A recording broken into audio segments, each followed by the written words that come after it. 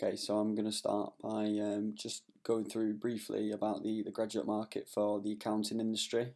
So you can see on the right hand side there, I've just noted down some of the more desirable qualifications required for an accountancy job. So these are the qualifications that you're going for after university. Each of them usually take about 3 to 5 years to complete. And they usually go in conjunction with graduate jobs. This makes it a lot more feasible for myself, makes it a bit easier.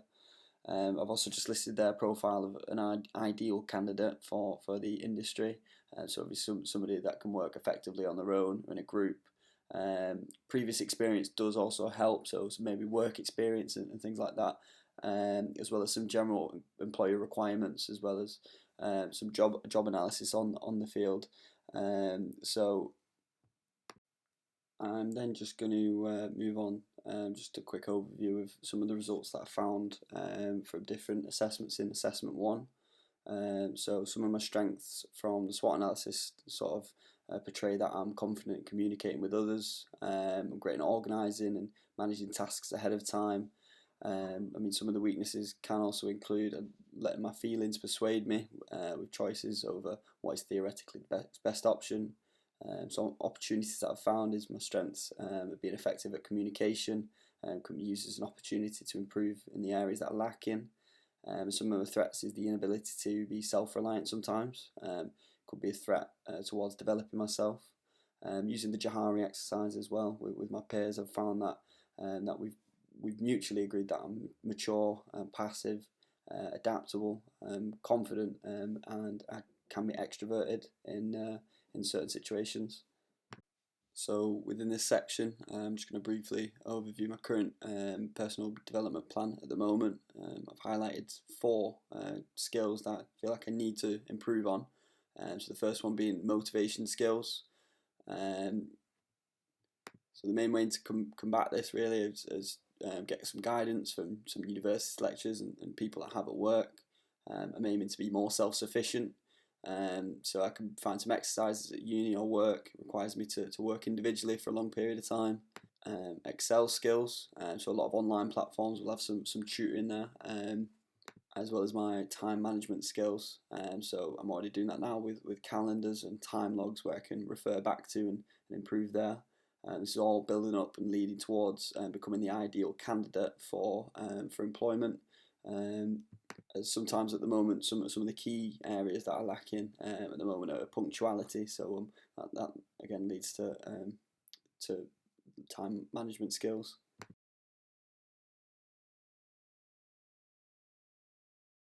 So I'm going to start with how I improve my time management skills. So as you can see there on the left, I made a time log, a calendar with all the events that I've got going on within the month. It just keeps it very simple, very plain, where I can refer back to when I needed to. Having a physical representation of it there whenever I need it is ideal for myself. Moving on to, I've kept my workspace very organised, so for my university work especially, I have different folders for different modules. I can go back and forth whenever I need to, depending on what assignment I'm doing. Whenever I need to find different pieces of work, I'll know exactly where it'll be, saving me more time, being less crammed. The most important one is prioritising my important tasks. So on the actual calendar, the bits highlighted in solid green would be the important events throughout the month. So for example, I've got my assignment deadlines and when they're due for, as well as my leisure activities in purple. So maybe when I'm going out with my friends or whatever else I've got planned for the month. And then there in like a darker shade of purple, I've got work. So whenever I'm planning to be in work, when I plan to return to work, it just gives me a lot more space and flexibility with when I'm planning for the future. So when I looked at self-sufficiency and independency, I first identified which particular areas of myself I needed to particularly improve on. So I took a few tests online of self-sufficiency just to identify where I needed to, and then took this into my place of work. I got some of my mentors at work, as you can see in the middle picture there. to just take me through maybe where I could improve, and this is just in all aspects of work: communication, team working, leadership. He's just going through maybe which areas I can focus on, and which areas I need to be more adaptable towards. And then there in the third picture, I'm portraying myself being independently and self-sufficient at work. So although I'm on a computer there, I mean, some aspects at work I'll be meeting with clients or different people, where I'll have to sit down, I'll have to explain everything that I do and why I do it, without being independent, without relying on other people, and that's the overall goal for improvement for this key skill. Without this, I feel like I will struggle a lot further down in life with doing a lot of things for myself. I'll be depending on a lot of people, and that's not ideal in the place of work, especially in the graduates market, as employers are looking for skilled workers that can be independent, that can be flexible, work in a team, work on their own. So that's what I'm aiming for here. Okay, so the third skill here that I'm aiming to improve would be my self-motivational skills. So I first started by establishing a goal that I thought I'd work towards. It might help me motivate myself along the way to work towards the goal. So I chose to lose weight. I picked a particular day on an app that I've got on my phone. I picked my current weight and my target weight that I wanted to be at, and then from there it sort of advises me what I need to be eating and why I need to be eating it. This goes hand in hand with my gym progress, as you can see there in the middle picture. I'm tracking my progress at the gym, what exercise I'm doing at the gym, what quantity I'm doing them, the different weights that I'm going up and down within the gym. So I'm tracking my progress to ensure that I'm not going backwards, essentially, that I'm not losing any progress. I'm making sure that I'm moving up in weights, or I am losing weight. So that's, all in all, will overall motivate me as well to keep going if I do see results. And then thirdly, to prevent demotivation, as it is a longer process.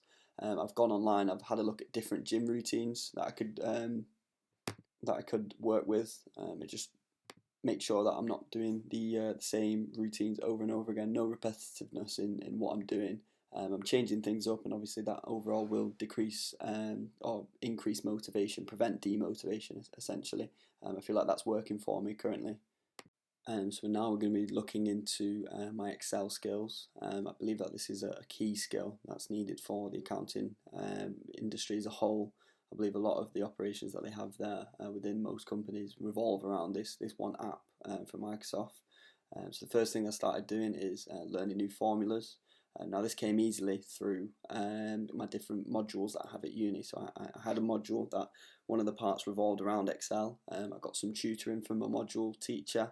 I picked up some key skills there. I then went on to look at online tutorials and look at YouTube videos online, just to get the basics, find my grounds. So then I can in the future go on to learning different skills with the basics, making sure I had the fundamentals. And then thirdly, I've just went on to go and learn some different shortcuts to make myself a bit quicker. So if there is any a time for that, my Excel skills would be assessed. If any employer wanted to review them, then hopefully I would be the most ideal candidate for the role, meaning I'd be the quickest, I'd be the most knowledgeable, and I'd be the best for what my employer would like.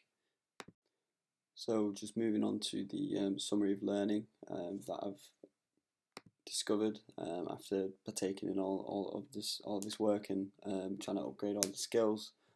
So what I've learned is that although that some of the skills might just be subjective to the accounting industry, so like your Excel skills, I'd say time management and self-sufficiency skills, they're definitely some skills that I could take on further on in life.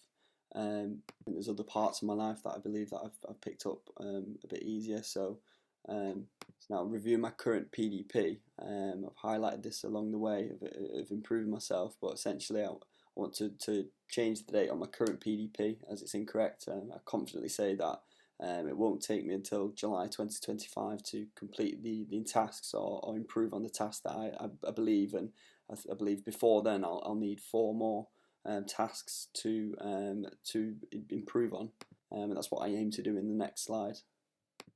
So finally, this is my new PDP, and this is what I'm looking to improve further down the line now. Obviously, I believe that by the time of July this year, I think that I will have improved enough on these skills on the last skills. Sorry, my old current PDP, to then make these a priority. So I've gone for listening skills, communication, some leadership and teamwork. And as I believe leadership and teamwork wasn't no hint of it was in my last PDP, so I believe that that could be a current skill that I aim to improve. The main target date for would be after uni, so after my third year, 2025.